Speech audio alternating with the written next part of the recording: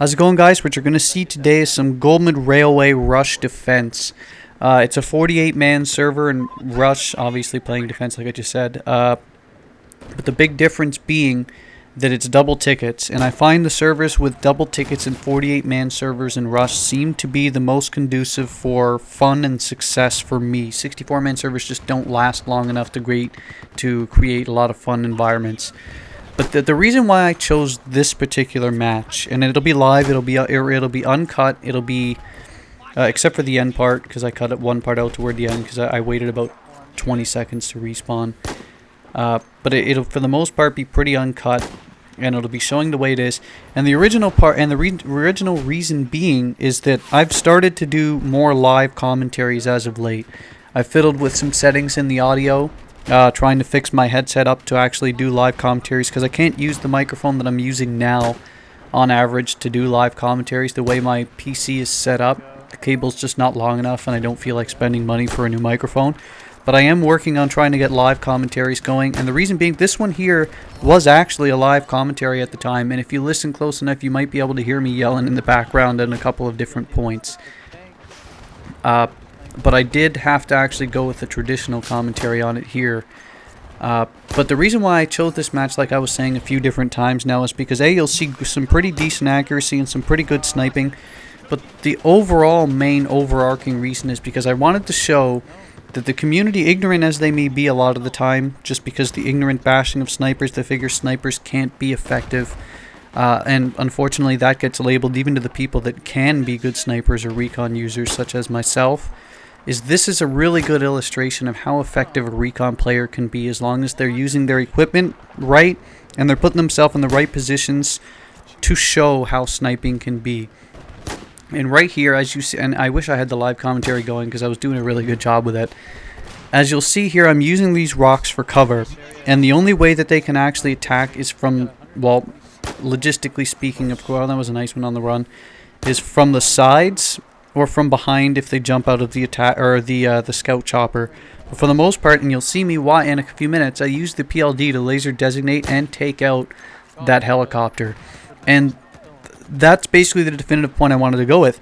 If you're using a cover appropriately so that you're not dying, you're consistently spotting everything you see, and having a PLD that lights up targets and is able to laser designate the chopper here, and you'll see, there he goes. I get an assist with it.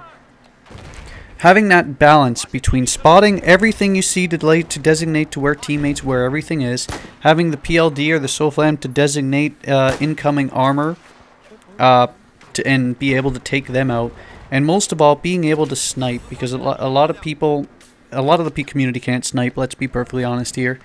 But if you do build up that skill, and like I was saying, how to become a better sniper tutorial, as I've had many times, if you do build up that skill, you can take out targets, as I am, in that medium to longer range category as they're attacking.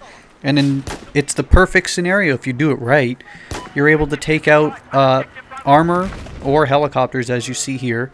You're able to counter snipe and snipe people that are incoming, and you're actually spotting and targeting them and lighting them up for your teammates as you go. And that's another quick tip, but I'm sure all of you already know it already.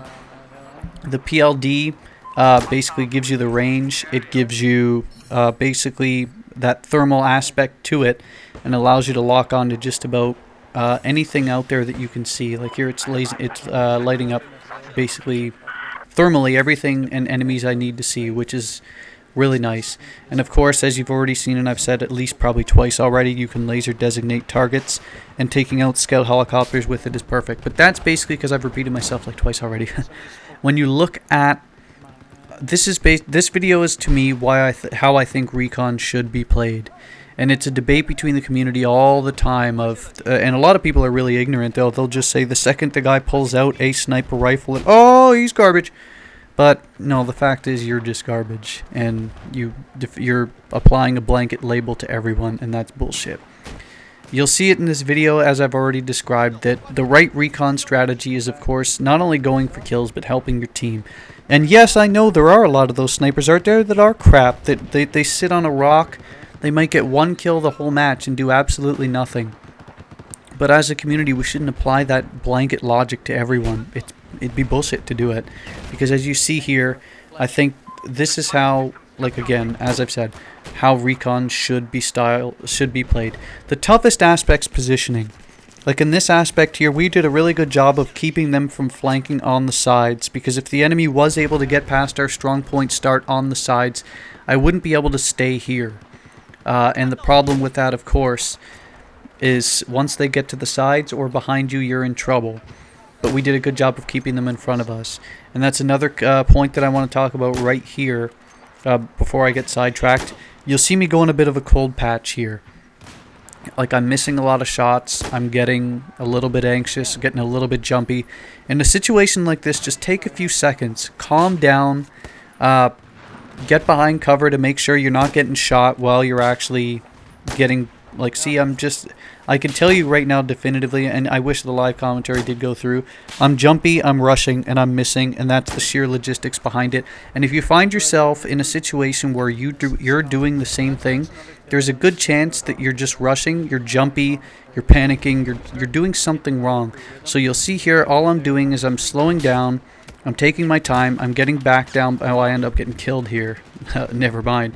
But before that, I was slowing down, taking my time, relocating, and figuring out exactly where the enemy is and changing my position, because if they're looking at me and expecting me to be in one area, changing your position will give you an advantage because you'll have the draw on them. So that's what I did. And you don't have to go far.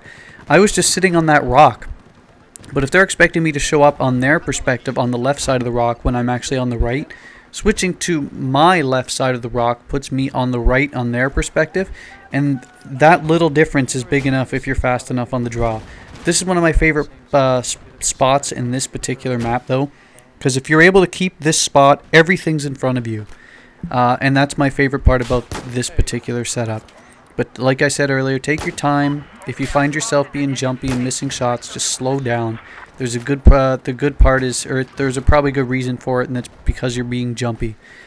But that's the definitive part. Just position yourself in an angle where not only are you going to have cover, but B, you'll have an escape route. My escape route, it didn't work when I got killed earlier, but your escape route is always either directly behind you with cover in front or to a flank with cover. It would be to drop down into this sort of railway trench. That would be your cover in this particular case. So always position yourself where the enemy's going to be in front of you with cover, but also make sure that you have an escape route. Having an escape route keeps you alive. Keeping you alive allows you to relocate. And look at this. Allowing myself well, I did die, but allowing myself to relocate was able to take out several of those enemies arming the MCOM. Those were just some quick tips on positioning. I really, really wish this live commentary could have went through because I really liked how it turned out. But this is how I feel Recon or sniping should be played. It's sort of a mix between that extreme aggressive close quarters, but also keeping enough range and success and using your equipment for great success. Hope you enjoyed. See you later. Come on, man.